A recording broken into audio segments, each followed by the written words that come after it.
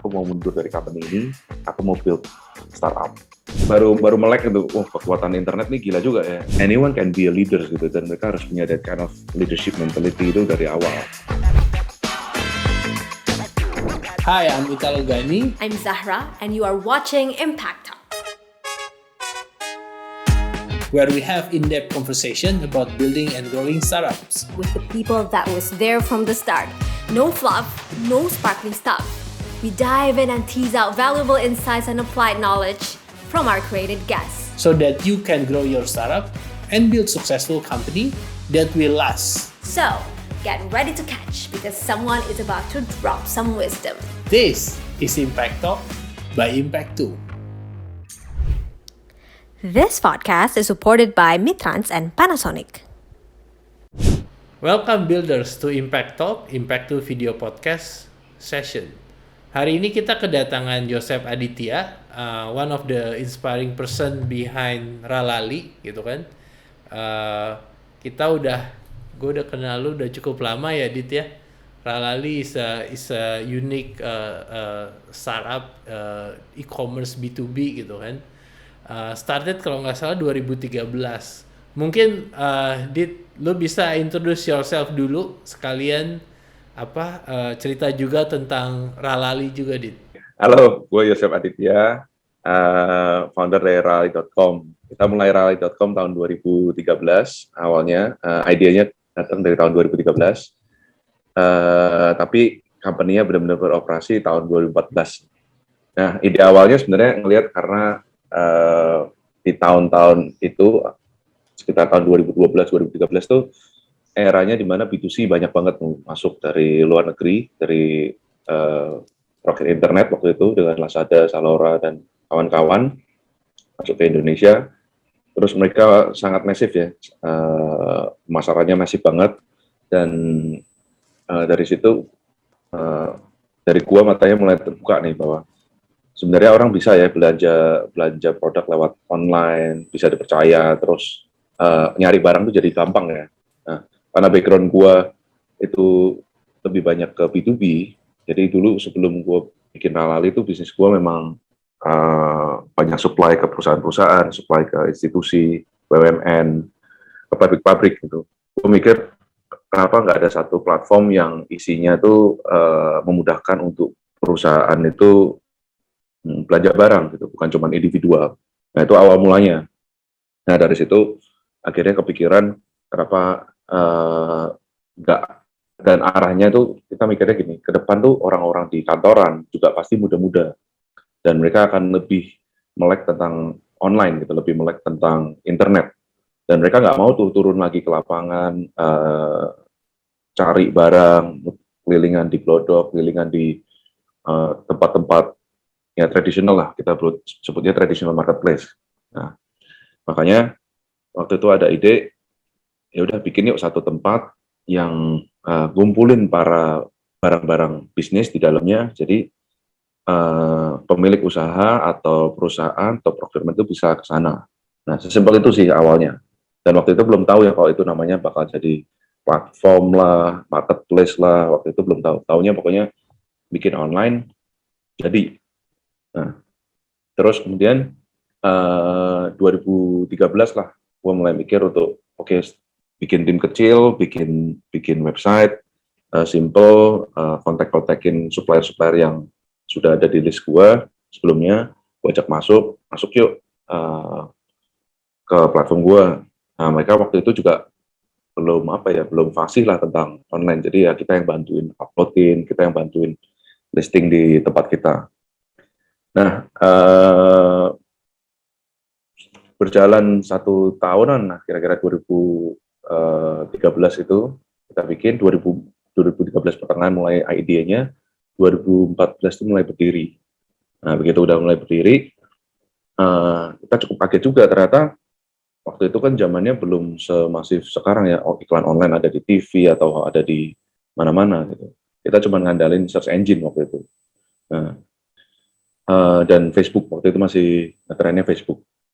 Nah, waktu kita mulai bikin dan kita mulai posting-posting di grup Facebook, di sosial, di search engine juga, surprising ada yang mulai reach out gitu, mulai banyak permintaan tuh, orang reach out, nanya kayak bisa nggak beli produk ini, bisa nggak beli produk itu, dan first deal kita at the time malah nilainya cukup gede gitu, which is waktu itu kita nggak tahu kalau standarnya misalkan B2C itu average-nya per order itu misalkan cuma mungkin 100.000 atau 200.000, kita first order itu ratusan juta, jadi single order ratusan juta yang belinya dari Kalimantan.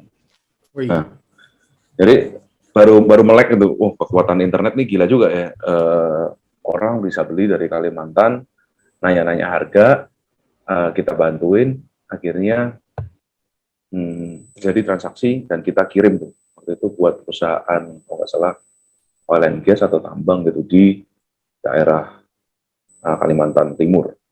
Ya, kira-kira itu awalnya. Nah, berkembang, kayaknya kita jadi ter-challenge kan, karena permintaan dari perusahaan makin masuk dan makin aneh-aneh gitu. Mintanya kayak bisa cari ini nggak, bisa cari itu nggak, ada produk seperti ini nggak, dan masuknya itu bukan kayak yang dibayangin B2C sekarang ya, orang masuk terus nge-search, terus klik, masukkan add to cart gitu. Kebanyakan mereka itu masuk ke kita, ujung-ujungnya email. Ya, karena mereka melihat kayak, oh ini tempat perusahaan jual barang bisnis ya, tapi nggak ada waktu lah search gitu, karena tipikalnya di behaviornya bisnis beda sama B2C gitu. Mereka nggak ada waktu, mereka biasanya udah tahu apa yang mereka mau cari, tapi yang mereka cari juga bukan cuma 1-2 item gitu, tapi kadang-kadang udah langsung, kalau kita sebut apa ya, mungkin kayak request order ya, gitu. Jadi request for purchase gitu. Jadi request for purchase-nya itu like a list of produk yang mereka cari. Atau mereka kadang-kadang nyarinya cuma benar-benar email terus nanya produk yang mereka bahkan nggak ada waktu untuk nge-search lagi, cuma email, nih aku cari barang ini, tolong dong kasih saya quote. Nah, itu aja, sesimpel itu. Nah, itu awal-awalnya 1 tahun pertama lah. Jadi kan sebenarnya gua potong dikit ya. Siap. Lu kan you have a previous business ya Dit ya, family business kan. Dan gua ngelihat sekarang tendensinya banyak banget emang family business, terus second generation atau even third generation mulai masuk, bawa approach e-commerce. Berapa waktu lalu ada orang tuanya punya pabrik sepatu, terus anaknya buat e-commerce sepatu gitu kan. Nah, jadi awalnya lu juga nggak pernah tahu what is startup, what is fundraising. Kenapa lu bisa kesasar ke situ? Karena apakah lu adalah tipikal orang yang orangnya curious coba-coba atau why you? Nah, awalnya karena waktu itu tahun 2013 tuh memang trennya menuju online kan, dan kita tahu bahwa future business is online. Tapi kenapa kita nyoba? Karena waktu itu inspired-nya by Alibaba, Jack Ma. Waktu itu dia launching film tuh, yang tentang bagaimana dia mulai gitu. Nah, dan dia waktu launching film itu sempet timnya mereka, tim Alibaba itu datang ke Indonesia. Mereka roadshow untuk menayangkan film itu. Nah, dan gua hadir di acara itu dan nonton gitu. Terus ngelihat kayak, oh ada ya gitu, bisnis model tuh seperti itu gitu. Ya kita tahu lah Alibaba.com, tapi nggak pernah tahu siapa di belakangnya, namanya siapa, masa lalunya gimana, kita nggak tahu.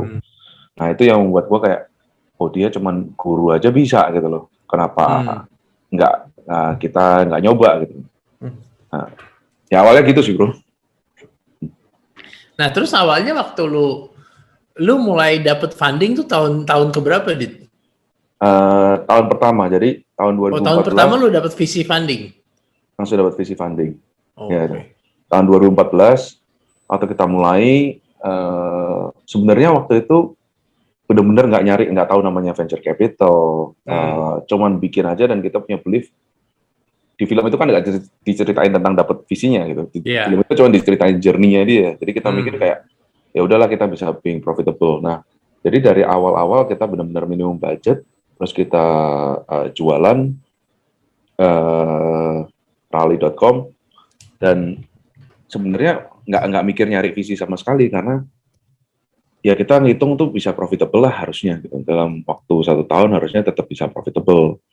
Nah, cuman karena mulai banyak hype kan, waktu itu mulai banyak di Indonesia juga banyak event-event tentang startup, terus mulai banyak kan muncul tuh yang baru-baru tuh yang jual fashion di funding, ini funding. Kita nggak kepikiran sama sekali, sampai beberapa temen yang kenal para pelaku-pelaku startup juga lah yang dulu-dulu itu pada rekomen gitu. Mungkin ada venture capital datang ke Indonesia nanya-nanya siapa yang bisa diinvest, terus mungkin rekomen my name atau rekomen my site lah.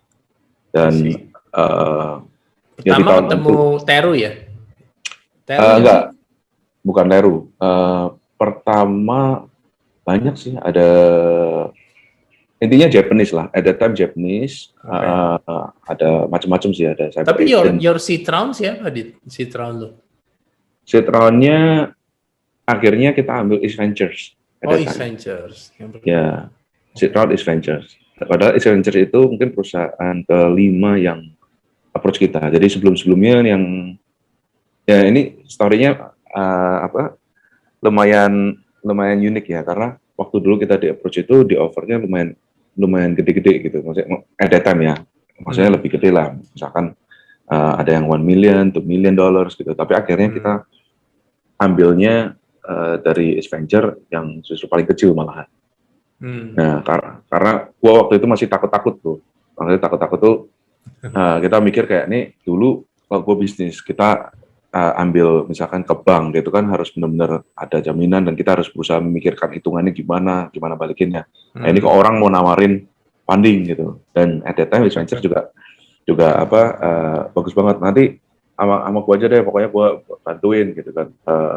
Ya, dan kebetulan kan orang Indonesia kan yang approach, jadi ngerasa lebih nyaman lah, karena yang lain-lain waktu itu Jepang. Ya. Akhirnya itulah dari Venture baru ke Teru, baru ke berikutnya. Nah, mungkin pertanyaan untuk para startup founders yang mungkin journey-nya kayak lu juga, mungkin dari family business masuk, pasti kan you need to convince your family or your existing company, kita mau buat startup nih gitu kan, terus skemanya kayak gitu. How hard and how easy, atau semua skeptis dulu, enggak lah bisnis apaan sih gitu kan. Nah, lo mengalami hal-hal kayak gitu nggak sih, Dit? Skeptis pasti bro. Waktu itu at that time pasarnya gini, traditional bisnisnya doing well and really doing well year on year-nya sendiri. Jadi for me karena waktu itu kan my company itu benar-benar I built the company, terus kita tiap tahunnya naiknya cukup lumayan dan cukup and it's a profitable business ya. Jadi dan udah di posisi yang dimana nyaman, boleh dibilang nyaman banget. Nah, memang ada satu yang memicu waktu itu kenapa I want to go to startup, bukan karena baik lagi keren-kerenan karena mau kayak jadi Jack Ma sih sebenarnya, tapi ada satu yang memicu gitu. Jadi at that time bisnis kita ini trading, dan kita tuh megang agen kayak eksklusif distributor untuk beberapa produk ya, terutama dari Jepang. Nah, ada satu brand yang udah aku pegang tuh udah mungkin beberapa tahun lah, more than almost 10 years gitu kan. Tiba-tiba kita terminate dan karena waktu itu mereka udah, ya intinya globalization is coming, mereka mereka merasa eksklusif distributorship itu nggak perlu, mereka mau buka sendiri. Ya, that's what triggers me gitu. Jadi artinya kalau kayak gitu berarti nanti my business model itu pasti di masa depan akan di bypass terus. Nah, jadi itu yang men-trigger dulu dari kacamata kenapa mau bikin online. Dan ketika udah mikir seperti itu, kita berpikirnya adalah jadi gimana dong biar nggak di bypass gitu. Berarti harusnya kita jadi channel yang kuat gitu. Nah, channelnya aja yang kuat, distribution yang kita pegang. Jadi semua harus nyari nama company-nya. Jadi waktu itu mindsetnya, filosofinya adalah kayak how Bluebird build their brand lah. Jadi you turun dari airport, lihat warna biru aja, taksi warna biru, udah feel-nya safe. Siapapun drivernya. Nah, jadi kita mikir bahwa waktu itu produk itu atau brandnya itu nggak penting, yang penting siapa yang di belakang company-nya yang pegang ini siapa. And the only way of doing that is by going online. Nah itu akhirnya makanya beranikan diri, bilang nih ke board, to my company, I said that aku mau mundur dari company ini, aku mau build startup. Ya, semuanya skeptis dan ada yang takut, ada yang panik, ada yang ini kenapa you are the director di sini, you president directornya, kenapa you mundur gitu loh, tiba-tiba. Ya aku bilang bahwa ini akan terjadi terus di cycle, akan terjadi terus kalau kita cuma pegang, and then kita nggak pegang distributionnya, pasti akan dibebas terus. Nah, kalau dibilang skeptis banget. Tapi karena agak ngotot ya, jadi akhirnya aku bilang, gini deh, I will stay in the company for 1 year, makanya 2013 itu 1 year sambil aku build the company, and then within 1 year tuh aku cari penerusnya lah for the traditional business. Dan aku akhirnya build. Ya ini mulai build the startup. Nah, kalau itu dari kacamata company-nya ya. Kalau dari kacamata families, ya mereka masa kayak, ya lu gila sih, ngapain? Lu ngapain gitu, maksudnya kayak udah profitable juga kan? Iya udah profitable, you want to buy apa juga bisa, hidup lu juga oke gitu, maksudnya ngapain gitu, lu susah-susah pindah ke ruko kecil, bikin tim, kurang apa gitu, maksudnya kayak apa sih yang dikejar gitu. Nah, super skeptis sih ada. Nah, kalau gini Dit, kalau lu bisa, ini mungkin tips untuk para founders yang punya profile mirip kayak lu gitu kan, maybe already running their own business, udah profitable gitu kan. Kalau if you can go back, kita kira apa yang you will do it differently ya, sehingga bisa orang-orang, apalagi mungkin konteksnya sekarang kali ya, yang sekarang kan digitalisasi juga lebih ini dengan adanya COVID segala macam. Apa Dit yang you will do it differently as a person that already running bisa dibilang traditional business, terus mau doing something more inovatif lah dengan building startup. Menurutku gini sih, ada typical, I think tiap orang beda-beda sih. Tapi in my case memang timingnya beda banget. At that time tuh kita mau go online tuh nggak ada mentor, nggak mau belajar benchmarking juga nggak ada, bisnis model kayak apa juga nggak ada. Makanya at that time waktu kita pertama kali bikin itu boleh dibilang one of the pioneer di Indonesia, dan kita ya nabrak aja terus, kita nggak bilang paling bener gitu. Mungkin kalau bisa go back at that time, balik lagi ya agak susah ya, karena memang situasinya juga berbeda banget dengan sekarang. Sekarang maybe you can approach visi banyak banget gitu, mentor banyak banget, founder yang sudah sukses juga banyak banget, founder yang belajar dari founder yang sukses maupun founder yang gagal juga banyak banget. At that time founder gagal aja belum ada gitu, isinya founder sukses semua nih. Kayaknya ngelihat Yahoo aja waktu itu, orang-orang di iCoprol di acquire Yahoo aja udah keren nih. Jadi that's our inspiration gitu, orang-orang Kopro, orang-orang Kaskus itu udah topnya gitu back then. Jadi kalau disuruh ngulang lagi ya I wish mungkin agak susah juga bro untuk diomongin. Karena mungkin kalau cuman baca buku atau nonton YouTube apa yang ada di somewhere else, beda banget dengan Indonesia ya. Beda banget dengan Indonesia. Dan waktu kita tahun pertama ya, waktu habis di funding 2015 itu kita almost di-acquire sama one of the largest B2B player di Jepang. Ya. Dan akhirnya tetap nggak kita ambil, karena kita filosofinya bilang, ya Jepang mungkin everything udah doing well, tapi Indonesia isinya island. Nah, jadi everything tuh nggak bisa dibilang nggak bisa dibilang sama. Teman, maksudnya kalau dari ini kan dari kacamata situasi dan bisnisnya, tapi kalau misalkan dari internalnya sendiri, mungkin yang harus benar-benar difokuskan adalah cari the right partner sih. Itu find the right partner to start with. Karena Partner tuh maksudnya co-founders gitu? yes, co-founders atau mungkin partners atau mungkin cari orang-orang yang memang